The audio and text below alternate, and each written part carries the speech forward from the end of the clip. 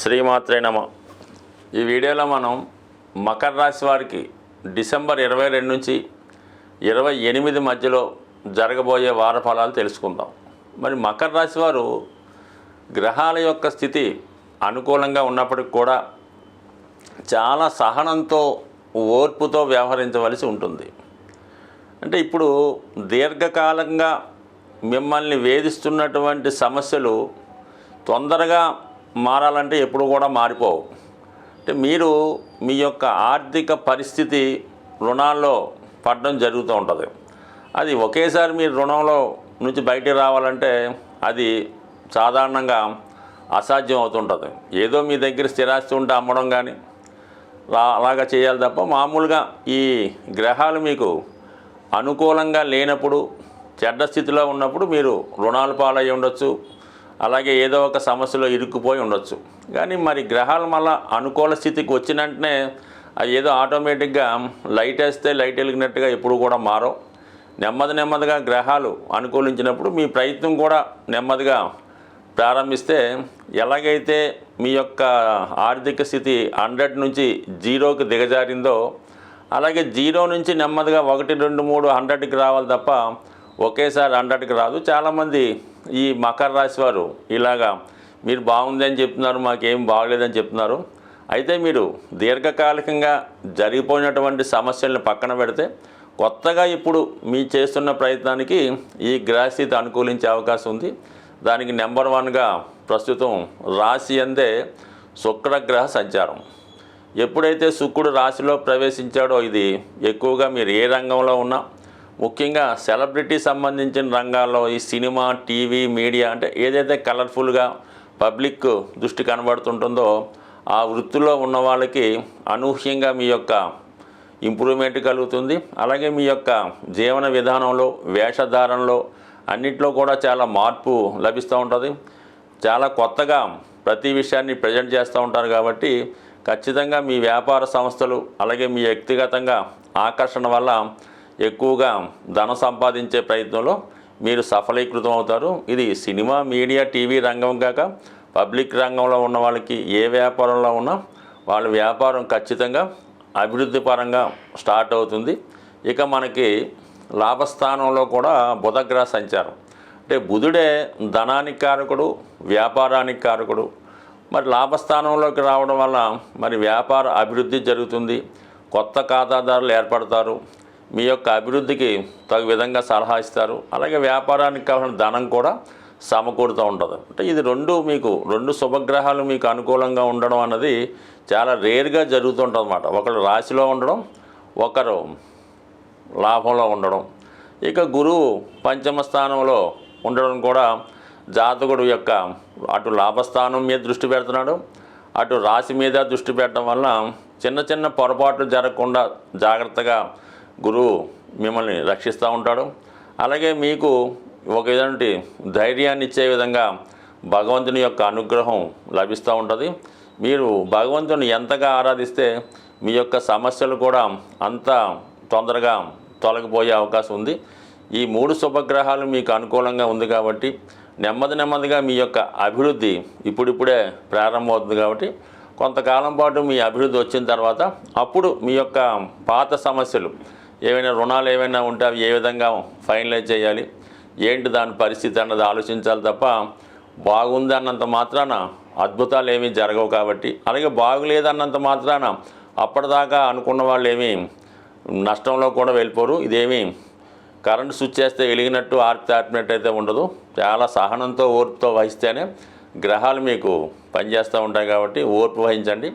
ముఖ్యంగా 12వ స్థానంలో రవిగ్రహ సంచారం అనుకోకుండా కొన్ని అదనపు బాధ్యతలు మీరు మోయవలసి ఉంటుంది. అలాగే ప్రభుత్వానికి చెల్లించవలసినటువంటి పన్నులు, ట్యాక్సులు వగైరా చెల్లించవలసి ఉంటుంది.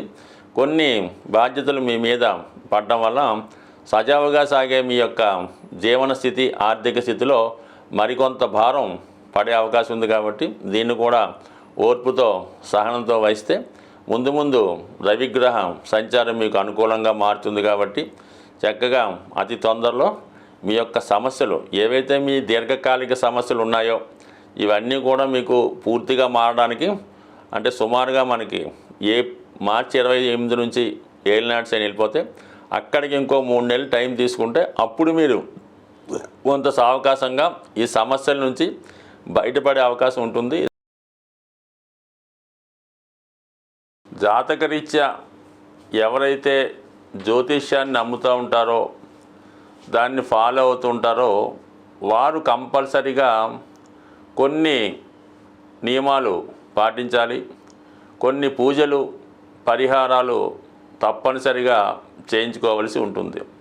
మరి సాధారణంగా ప్రతి సంవత్సరం 1-2 సార్లు మాత్రమే వచ్చే శని త్రయోదశి మరి ఈ వారంలో మనకి వారం చివరిలో డిసెంబర్ 28వ తారీఖున శని త్రయోదశి అనే పర్వదినం రాబోతుంది.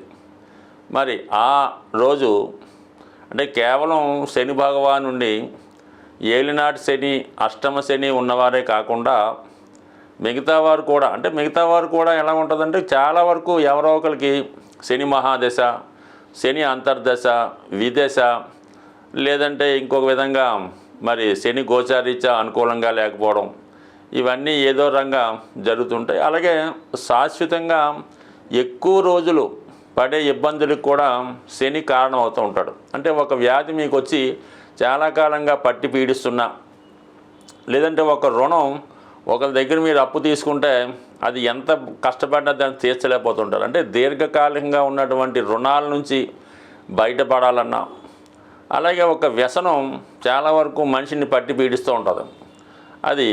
అది పాన్ అవ్వచ్చు, లేదంటే మందు తాగొచ్చు, ఇంకోటి అవ్వచ్చు, కార్డ్స్ అనొచ్చు అనుకోండి. అంటే ఏదైనా మనల్ని వదిలి వెళ్ళడానికి ఇష్టపడదో అటువంటివన్నీ కూడా శని ప్రభావం చేత వచ్చినవే.